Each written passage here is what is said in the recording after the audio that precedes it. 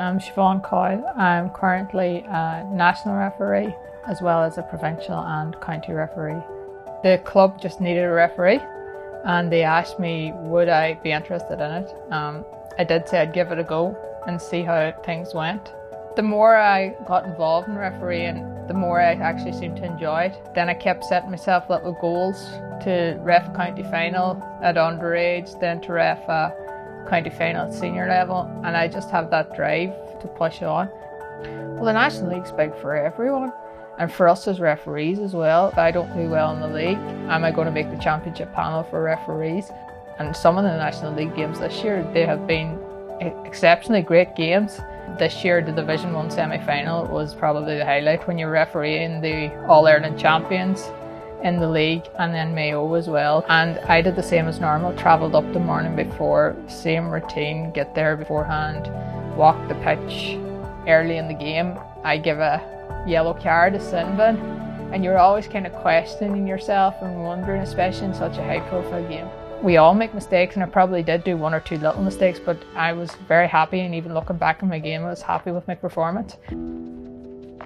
Now, because we're in the break between the league and we're preparing for championships, so now I'm back reffing club level, reffing in provincial and Ulster games. Every week though, I'm constantly reffing and getting out, getting running, getting your fitness ready, maybe your cardio.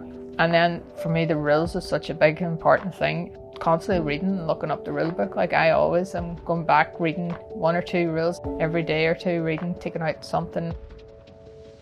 I have made decisions before, and looking back at games I've made wrong decisions, and I've had to hold my hand up and say, yes, I was wrong. If you do make a mistake, accept it, but you also have to learn then to move on. And it can be hard at times, but as long as you have people in to talk to help you get through it, and then the next game then is always the most important one, to make sure then that you get out and don't do the mistake again.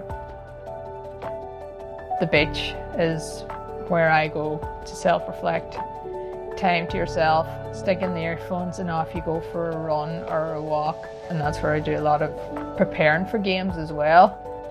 It doesn't matter if it's an under 13 game, it doesn't matter if it's a senior county game, I'm going out there to do my best and give 100%. Because for them girls that are on the pitch, whether it's a 12-year-old girl or if it's a senior county player, they're giving up their time to be out there. They've gone and they've been training for probably weeks, months. When I was younger, never aspired to be a referee. It was never in my mind to become a referee. Like when I started out, there was no female referees to look up to. When I was younger, up until maybe the last year or two, would never have seen myself as a role model. It's only recently when you see young girls coming up to you and talking to you about it, now you see yourself more as a role model for them. People are afraid probably to referee because they're afraid of what other people might think or say to them.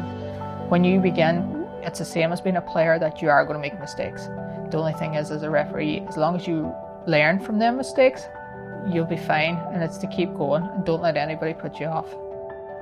But it's another way of getting involved in the sport.